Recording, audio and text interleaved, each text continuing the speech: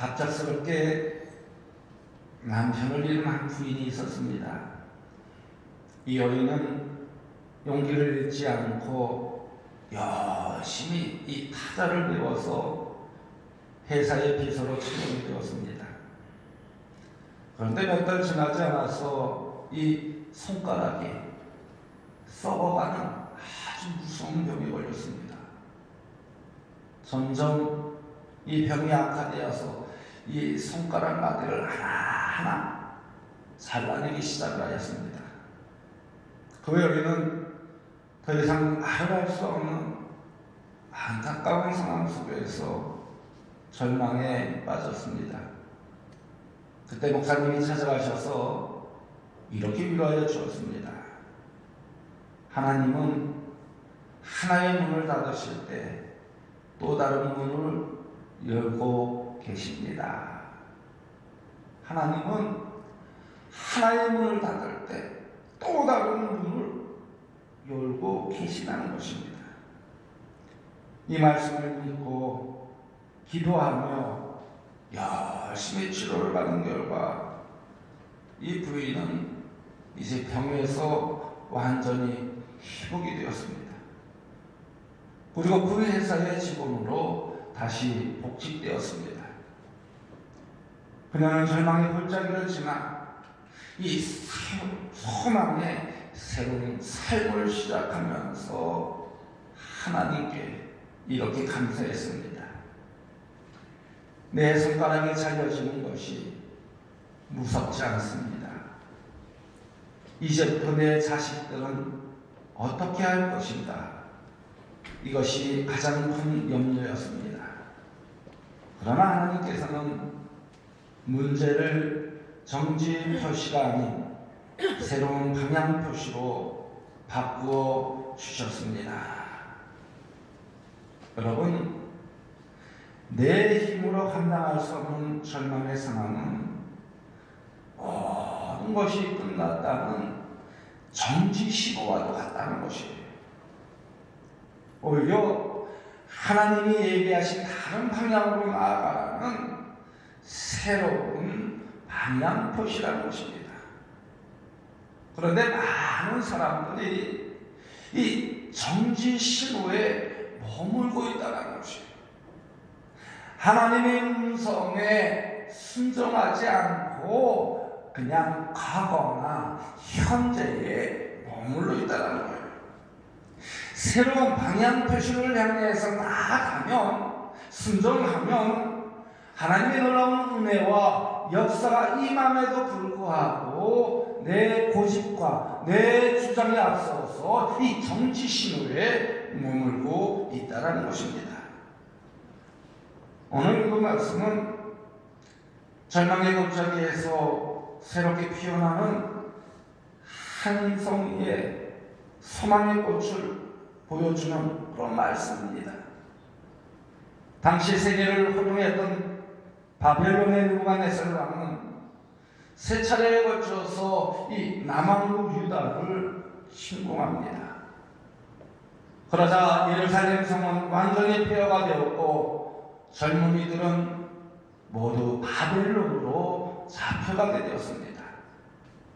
이때 에스겔은 바벨론이 두 번째 남왕국 유다를 침공해 왔을 때 포로로 끌려갔습니다. 그들은 바벨론의 그발강가에서 절망과 탄식 속에 살았습니다.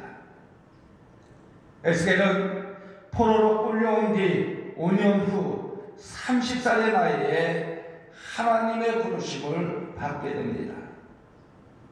그 후 약 22년간 절망 중에 신음하고 있는 유다 백성들에게 하나님의 말씀을 선포합니다. 어느 날 에스겔은 아주 특별한 환상을 보게 됩니다. 여호와께서 에스겔에게 찾아오셔서 그를 한 골짜기로 인도하시는 것입니다. 그 골짜기에는 마른 뼈들이 가득하였습니다.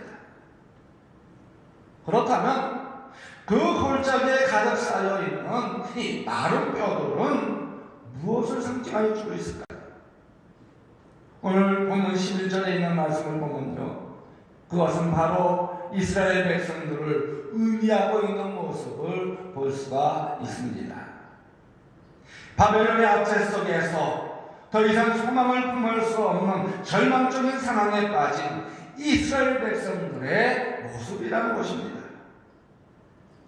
오늘날에도요, 하나님께서 에스겔 선지자에게 보여주신 마른 뼈들의 모습은요, 바로 이 시대의 모습이라 저는 생각합니다. 바로 교회의 모습이요, 우리 자신들의 모습이라 생각합니다. 많은 사람들이 하나님의 뜻을 거역하고 자기 중심적으로 살아가는 모습들을 볼 수가 있습니다. 노아 시대처럼 마음의 생각이 항상 악합니다. 자기 이기심의 노예로 남을 배려하거나 섬기려고 하지를 않습니다. 가진 자들은 가지지 못한 자들의 아픔을 헤아리려고 하지를 않습니다. 이것이 바로 에스겔이 본 마른 뼈와 같은 이 시대의 모습이라는 것입니다. 또한 우리 자신들의 내면이 바로 이 마른 뼈와 같은 모습이라고 생각합니다.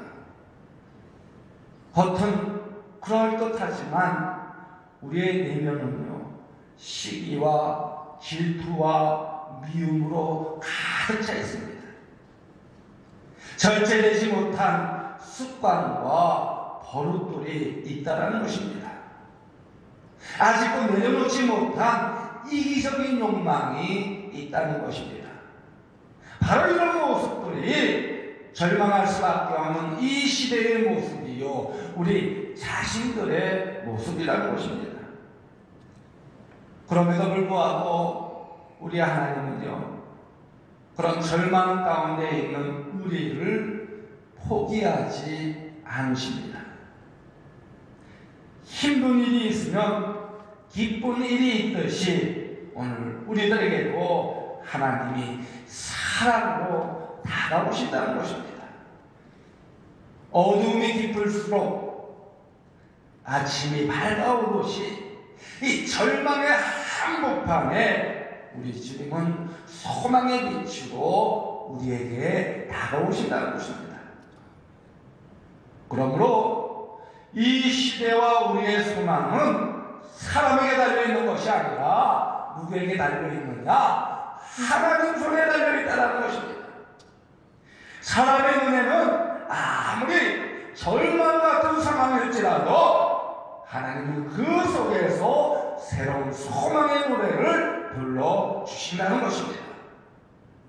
이것이 바로 우리들이 포기하지 않고 다시 일어설 수 있는 힘이요 원동력이라는 것입니다.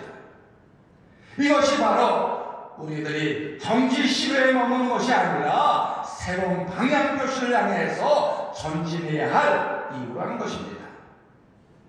그 사랑의 하나님께서 오늘 우리에게 이렇게 묻습니다. 본문 3절에 있는 말씀을 보면요, 이 뼈들이 능히 살 수 있겠느냐? 이 뼈들이 능히 살 수 있겠느냐? 비록 이 시대가 마른 뼈가 가득한 골짜기처럼 아무런 소망이 없지만 하나님은 우리를 향해서 이렇게 질문하고 계십니다. 이 뼈가 능히 살 수 있겠느냐? 이 질문은 절망의 골짜기에 울려 퍼지는 새로운 희망의 방향표시라 생각합니다. 하나님은 우리의 과거의 상황을 묻지 않으십니다. 지금 현재의 상황에 대해서도 실망을 하지를 않습니다. 오직 하나님의 관심이 어디에 있느냐? 미래에 있다는 것입니다. 미래를 바라보면서 질문하신다는 것입니다. 그런데 우리들은요, 항상 보면 과거에 매여서 질문하는 모습을 볼 수 있습니다. 과거의 실수와 허물에 매여서 좌절하거나 비판하는 모습을 볼 수 있습니다. 그러나 하나님은요, 과거를 보지 않는다는 것입니다. 미래를 보라고 말씀하십니다. 현재 안 되는 일, 어렵고 힘든 일을 보지 말고 앞으로 다가오시는 하나님의 능력과 하나님의 미래를 믿음으로 보라고 요구하고 계십니다. 여러분, 이스라엘 백성들을 한번 보십시오. 출애굽한 이스라엘 백성들이 진퇴양난의 위기에 직면했습니다. 앞에는 홍해가 가로막고 있고 뒤에는 바로의 병거가 추격하렵니다. 꼼짝없이 죽을 수밖에 없는 그런 상황이었습니다. 그때 백성들이 어떻게 했습니까? 심히 두려워 떨면서 하나님을 원망했습니다. 하나님께 불평했습니다. 모세를 원망하고 불평했다는 것입니다. 그러면서 광야에서 죽는 것보다 애굽을 숨기는 것이 낫다고 이야기를 했습니다. 그때 이 믿음의 사람 모세가 뭐라고 말합니까? 출애굽기 14장 13절에서 14절 말씀을 보면 모세가 백성에게 이르되 너희는 두려워하지 말고 가만히 서서 여호와께서 오늘 너희를 위하여 행하시는 구원을 보라. 너희가 오늘 본 애굽 사람을 영원히 다시 보지 아니하리라. 여호와께서 너희를 위하여 싸우시리니 너희는 가만히 있을지니라 라고 했습니다. 이 말씀은 모든 상황적으로는 죽을 수밖에 없지만 너희를 위하여 행하시는 하나님의 구원을 바라보라는 말씀입니다. 이처럼 우리들은요, 과거나 현재의 상황을 보고 절망에 빠집니다. 그러나 우리 하나님은 우리에게 이렇게 명하시고 있습니다. 너희를 위하여 행하시는 하나님의 구원을 믿음의 눈으로 바라보라는 것입니다. 바로 여기에 우리의 소망이 있고 미래가 있다는 것입니다. 여러분, 우리 자신을 한번 보세요. 아니, 내 자신을 한번 보세요. 내 자신을 볼 때 절망할 수밖에 없을 때가 얼마나 많습니까? 아니, 이 사회를 한번 보세요. 교회들의 모습을 한번 보세요. 정말 실망하고 낙심될 때가 너무나도 많습니다. 그러나 소망은요, 우리에게 있는 것이 아니라 누구에게 있느냐? 바로 하나님께 있다는 사실이에요. 모든 소망은 인간에게 있는 것이 아니라 하나님께 있다는 사실이에요. 하나님을 바라보고 믿음으로 나아갈 때 바로 그 속에 문제 해결책이 생기게 된다는 것입니다. 새로운 희망의 아침이 밝아오게 된다는 것입니다. 저는 가끔 슬프고 힘들 때마다 이 찬양을 부릅니다. 찬송가 488장인데 이 몸의 소망 무언가 우리 주 예수뿐일세. 우리 주 예수밖에는 믿음이 아주 없도다. 주 나의 반석이시니 그 위에 내가 서리라. 그 위에 내가 서리라. 무섭게 바람 부는 밤 물결이 높이 설렐 때 우르르 끄시는 애의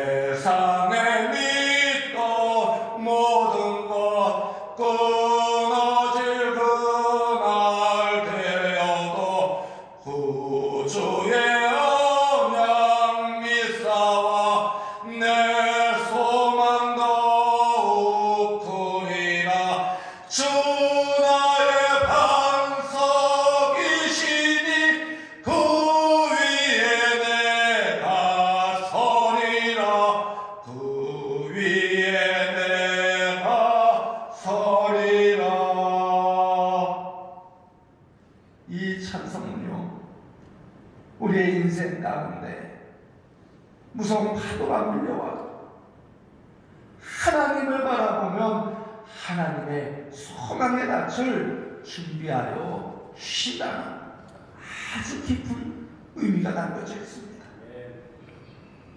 세상에 믿던 모든 줄이 끊어질지라도 능히 이루실 하나님의 약속을 믿고 나아가는 자는 흔들리지 않고 반석과도 같은 소망을 가질 수 있다는 것입니다. 그러게 여러분, 과거에 매여서 포기하거나 낙심하지 마십시오. 아무리 마른 뼈와 같은 절망적인 상황일지라도 우리 가운데 다가오셔서 새롭게 행하시는 하나님의 놀라운 구원을 믿음의 눈으로 바라보시기 바랍니다. 바로 그 속에 내일의 소망의 문이 활짝 열리게 된다는 것입니다.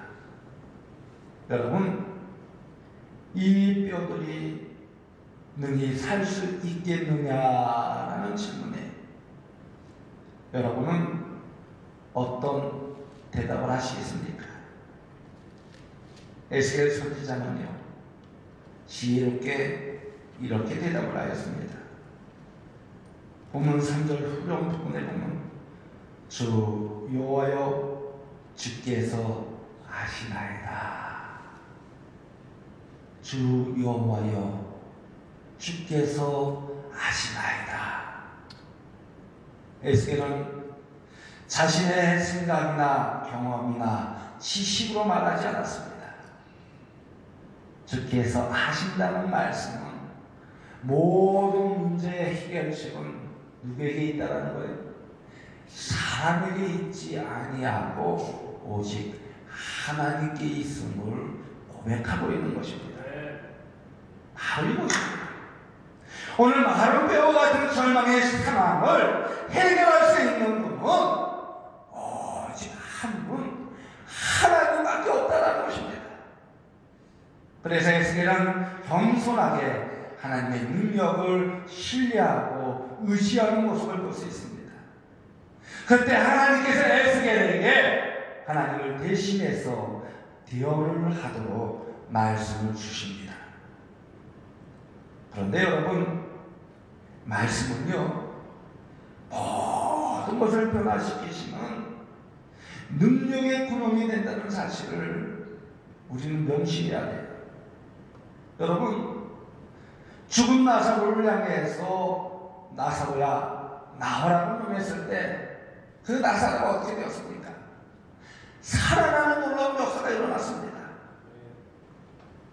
날 때부터 걷지 못한 자를 향해서 일어나 걸어라 이렇게 명했을 때 걸어가는 놀라운 역사가 일어났습니다. 풍랑이는 바다를 향해서 잠잠하라 이렇게 명하니까 바다가 잠잠하였습니다. 이처럼 말씀은요, 모든 것을 변화시키는 능력이 있다는 것입니다. 교학교 시절에 이런 찬양을 불렀던 기억이 나요. 예수님이 말씀하시니 물이 변하여 포도주 됐네. 예수님이 말씀하시니 죽은 나사로 살아났다네. 예수님 예수님 나에게도 말씀하셔서 새롭게 변화시켜 주소서. 제가 음이 많이 틀렸죠? 이 찬양이 생각이 나요. 여러분의 삶이 새로워지고 변화되기를 원하십니까?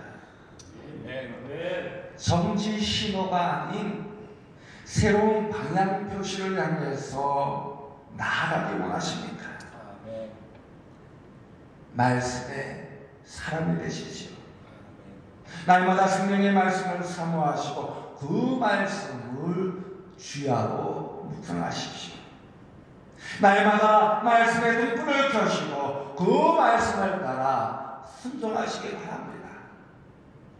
제가 교회 소식 시간에 말씀을 드렸습니다만 사순절을 맞아서 신약 성경을 저희들이 함께 묵상하며 통독하기 원합니다.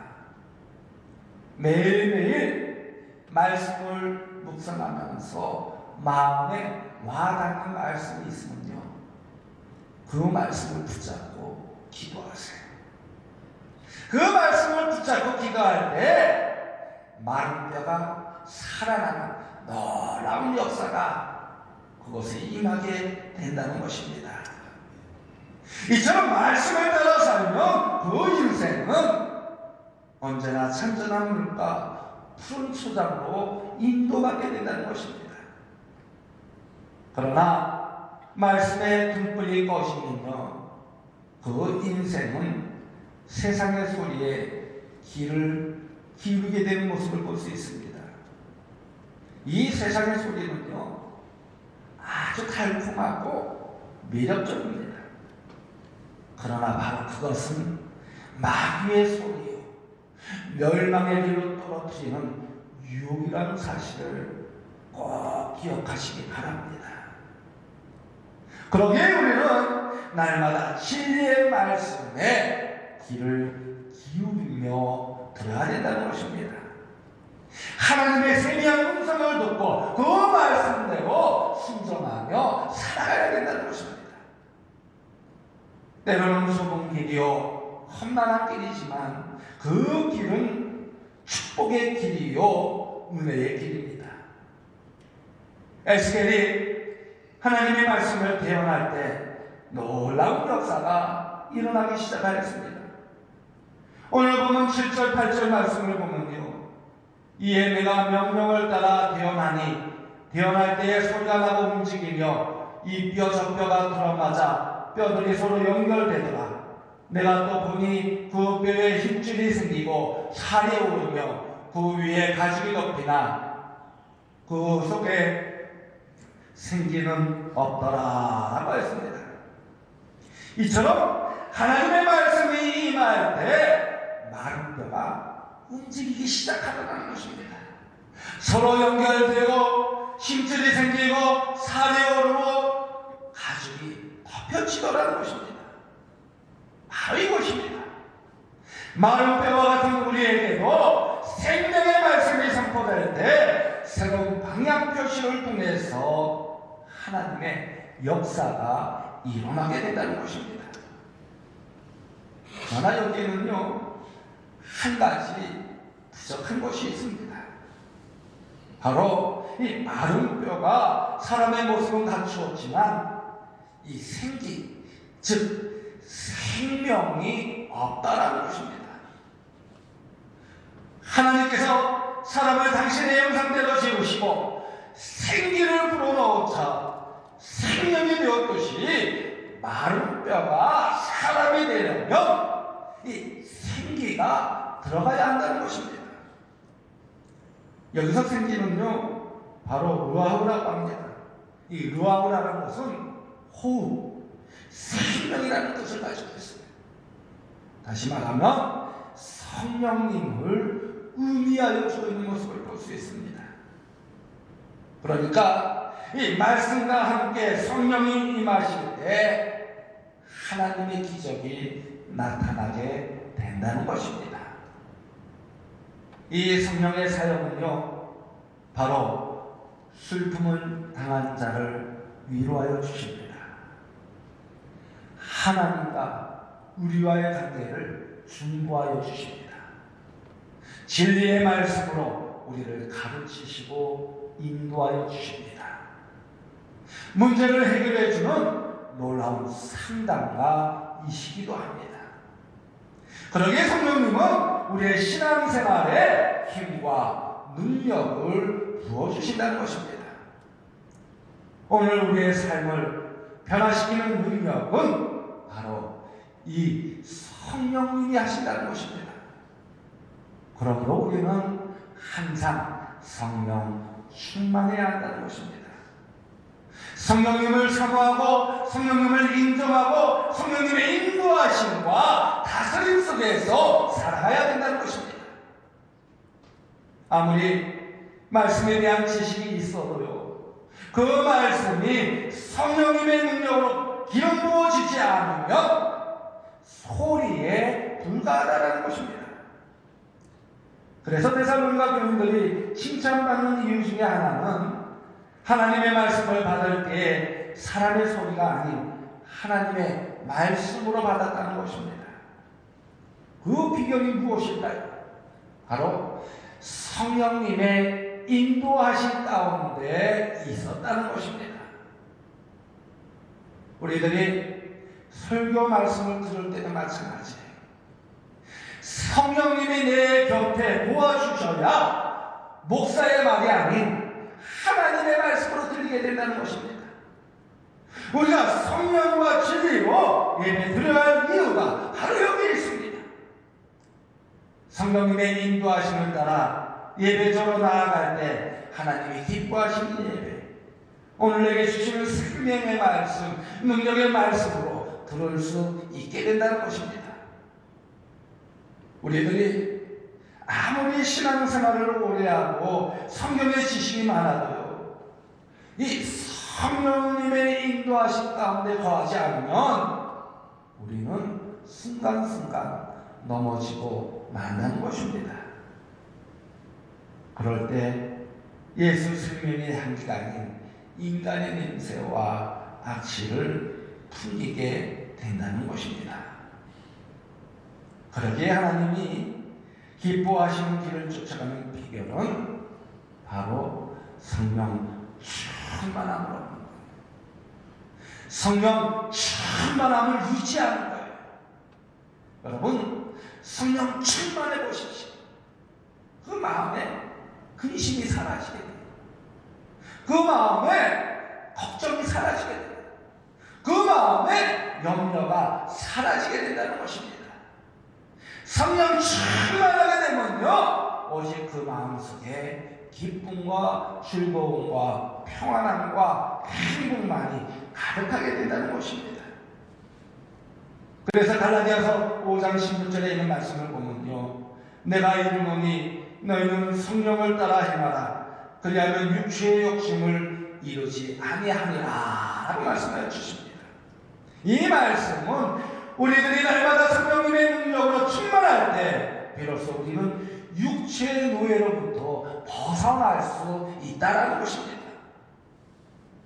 오늘 우리의 삶 가운데 마른 뼈와 같은 인생을 새롭게 살릴 수 있는 비결은 바로 말씀의 사람이 되어 성령 충만한 가운데 거하는 삶입니다.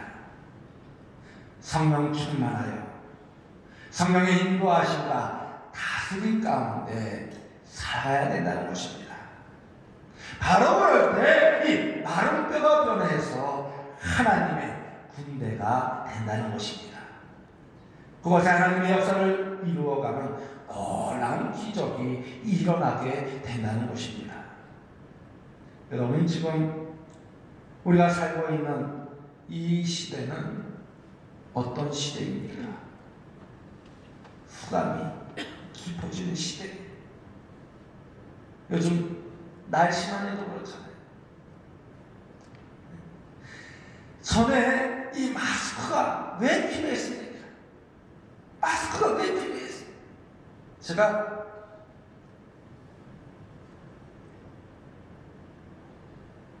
(3년) 전에 이 중국 시안에 이 가정교회 목회자들을 이제 가르치고 강의하러 한 일주일 동안 시안에 있었던 적이 있습니다. 근데 시안은 3년 전에 그렇더라고요.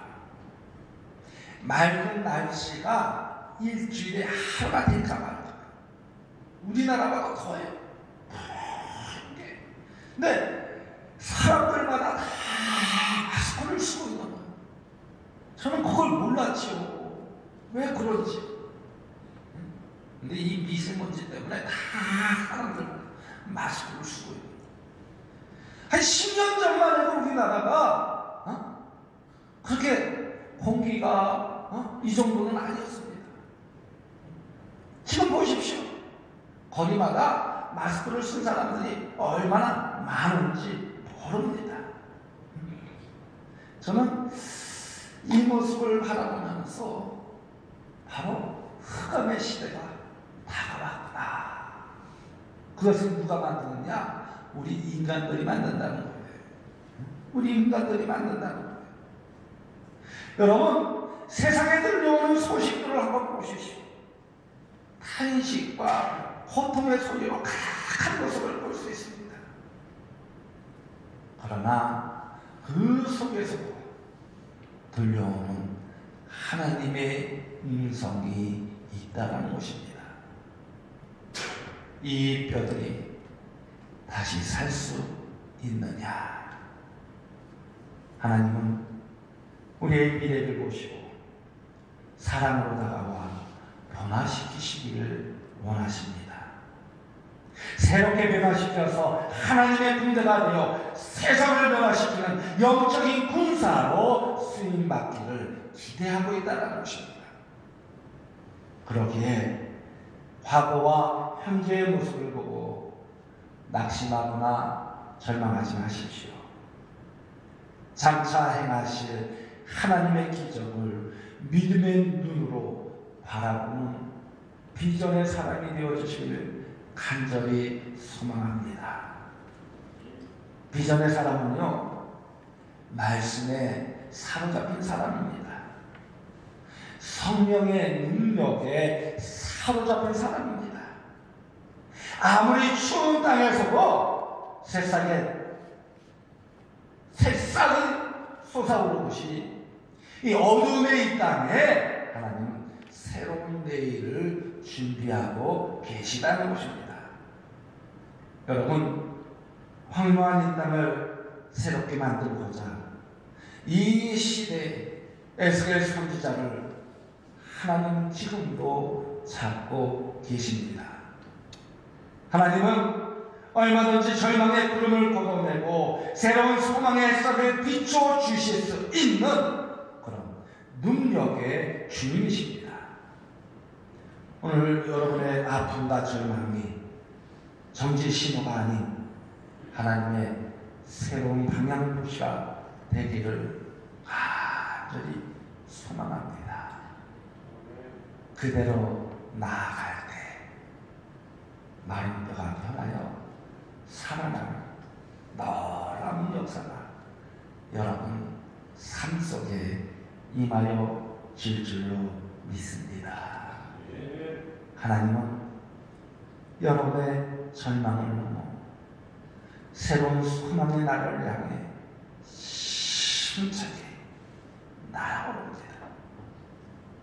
또 그 가운데 거룩한 군사가 되기를 기대하고 있습니다. 그렇기에 어떤 아픔과 절망 속에서도 에스겔처럼 성령 충만한 가운데 하나님의 말씀을 의지하십시오.